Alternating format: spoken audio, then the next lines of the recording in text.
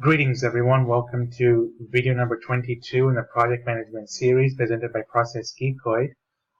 Today's agenda will be going over reviewing the PMBOK process table as well as the 19th process, which is the control schedule process. This process occurs at the intersection of the time knowledge area and the controlling process group. As always, please subscribe, like, and comment. So let's move forward.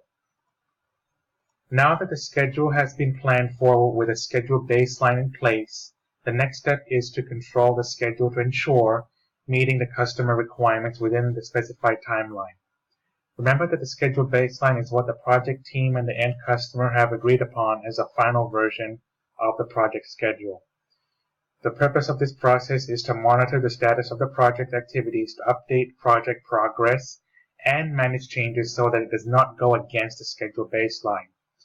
When controlling the schedule, we must manage and minimize change requests because they prolong the project timeline, which will indirectly increase the budget. The key benefit of this process is that it provides the means to recognize deviation from the plan and take corrective and preventative action and minimize risk. Now, the ITTL's inputs, tools, techniques, and outputs for control schedule are as follows. For inputs, we have project management plan, which now contains the schedule management plan and helps us identify the level of accuracy and units of measure for the resource to be estimated for the schedule. Project schedule is an output of developed schedule, shows the times and locations of all activities pertaining to the project. Next input is work performance data. As always, all controlling processes have this as an input. All work performance data is all but raw observations from day-to-day execution of the project work, and this is in regards to the schedule. This is fed into the control schedule process because we want to have information such as resource availability, resources out sick, key SME resources not participating or absent from meetings. These are all raw observations which will be taken into consideration in this process to see what the impact will be, which gives us work performance information as an output as analyze data in context. Next, we have project calendar, which is an input here, and this input is coming from the output of developed schedule. This shows the dates of all activities pertaining to the project. Schedule data is just raw data in the schedule. OPAs are formal, informal, internal policies and procedures specific to scheduling and historical information on schedule baseline for comparison using earned value management or other ways to control the schedule. For tools and techniques, we have performance review. This helps us understand the project performance using critical path method, critical chain method, and earned value management. Also, we can use trend analysis that examines project performance over time to determine whether performance is improving or deteriorating.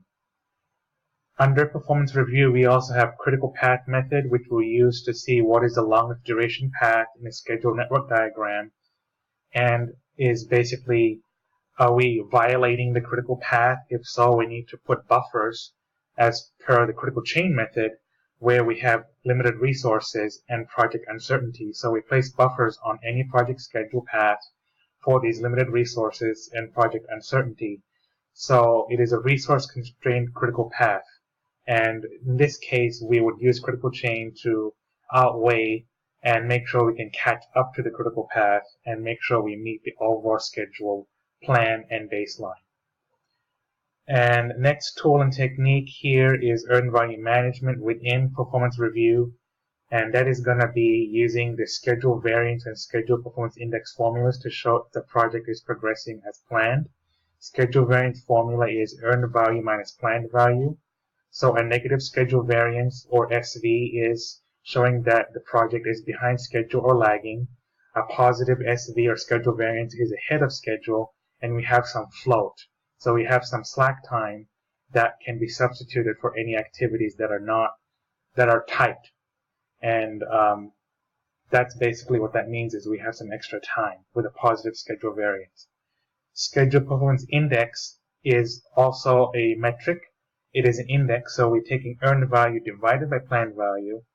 and SPI less than 1 is progressing behind schedule. So an example will be, let's say we have an SPI, scheduled performance index of 0.68. This means 68% of the planned value has been earned at the time of calculation. An SPI greater than 1, a positive progression of planned target. That's what that means. So if we had a SPI of 1.25, this means 125% of the planned value has been earned at time of calculation. Project management software is another tool or technique, and this is an EEF that the team has to use and helps as a scheduling tool and alternatives analysis to estimate activity resources and manage the schedule in controlling it. It has the capability to help plan, organize, and manage resource pools and resource estimates. And in project management software, we can use resource leveling here in the software to level off the peaks and valleys of the resource histogram as part of the staffing management plan and HR management plan. So this resource histogram has a schedule from 1 month to another. We can compare how stable the number of resources are during a project. And also the project management software is a software used for estimating. And if the project has hundreds or thousands of activities, each of which has similar cost components and time components, the software can significantly speed up all the calculations. Next tool or technique is resource optimization technique, which we'll see again in the following slides. Is basically a tool used to adjust start and finish dates of activities that adjust planned resource use to be equal or less than resource availability. We optimize the schedule based on resources and need to have right amount of resources on any given day. So two types of resource optimization are resource leveling. Resource leveling is where we're leveling off the peaks in a resource histogram in the HR management plan, where the resource histogram indicates the number of hours each resource is working per week or day, and any peaks in the schedule are chopped off and allocated for another day. This does not meet the schedule baseline, and the target date of completion can be delayed and lengthen the schedule, which will require a change request from this control schedule process, giving a longer schedule, prolonging the project. So we want to avoid this, but if we have to, we do this first. Then we use resource smoothing, where we make use of slack in the schedule and assign a slack resource individual to smooth out the overloaded individual. By doing so, we still meet the schedule baseline, which will avoid us in raising a change request. Resource smoothing is a modified form of resource leveling where resources are leveled only within the limits of the float that they have, such as 8 hours in a day of their activities, so the completion dates of activities are not delayed. Resource smoothing does not result in a longer schedule, so it takes care of any slack resources and activity is shifted to the extra slack resource to smooth resource assignments. Next, we have modeling techniques. Two types are what-if analysis. Schedule must be dynamically linked from start to finish, and is a stair-stepped waterfall method connected from start to finish. So it shows us different ways where what happens, if this happens, how does the schedule get impacted? And typically this could be an Excel formula that will show us different outputs as to what happens if a resource is missing and how the schedule will change. Monte Carlo simulation is a computerized simulation. It is an if-then scenario where the software takes the PERT formula, P plus 4M, M most likely, P is pessimistic plus optimistic, all divided by 6, or P plus M plus O divided by 3, and calculates it multiple times over, providing a probability of completing a project in a certain time frame. And next we have leads and lags. Leads are hurry-up time. It is the amount of time where a successor activity can be advanced with respect to a predecessor activity which has a negative value in the project management software. A lag is a wait time. It is the amount of time where a successor activity will be delayed with respect or by predecessor activity. It has a positive value showing in a project management software. Schedule compression techniques will shorten the schedule by fast tracking and crashing. Fast tracking is done after analyzing the schedule management plan, where you are performing two tasks, such as tasks initially meant to be sequential are done in parallel to finish the project sooner. However, this will result in overlapping tasks, and this way leads to errors and increase in risk of rework, which we want to avoid. Always do fast tracking when you're absolutely sure that you have the right amount of resources to do so.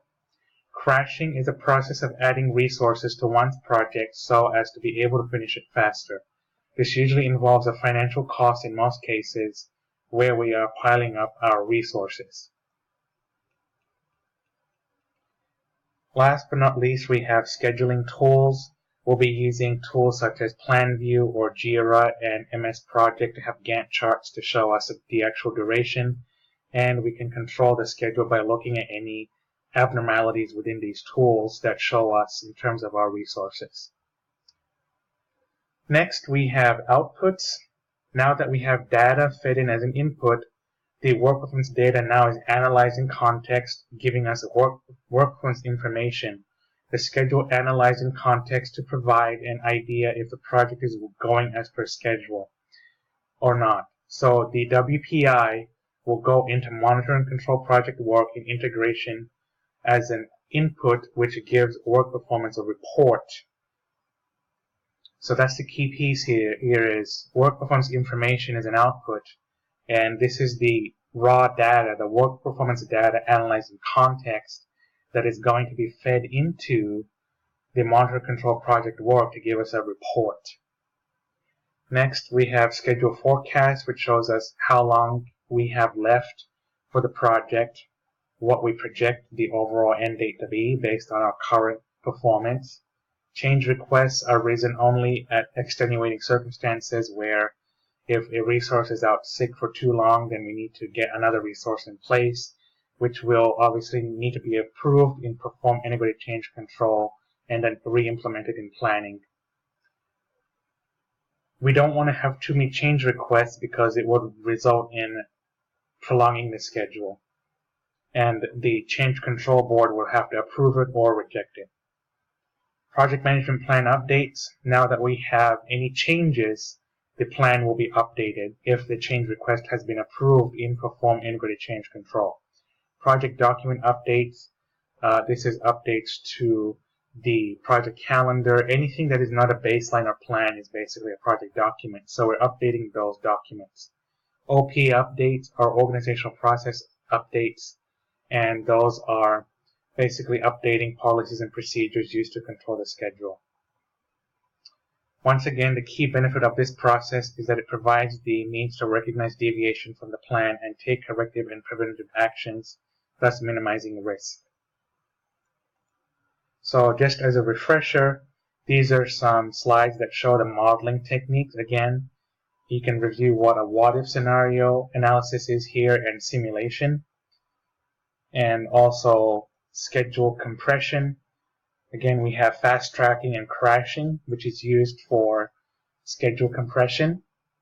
Fast tracking is nothing but doing work in parallel and will increase the risk of rework. Crashing is process of adding resources to one's project and will finish it faster but with a financial burden. And again, resource optimization techniques have resource leveling and resource smoothing. And we have resource leveling where we are trying to chop off the histogram for excess work and basically prolong the schedule by doing so by putting that extra hours into a different day. Whereas a resource smoothing is taking the resource histogram, taking the peaks and valleys, and allocating them to slack resources, which will not result in a longer schedule. So please keep all these tools and techniques in mind, and you can now control the schedule. It is not an easy process, but it is worth doing to make sure that you get the project done on time. Thank you for watching. As always, please subscribe, like, and comment.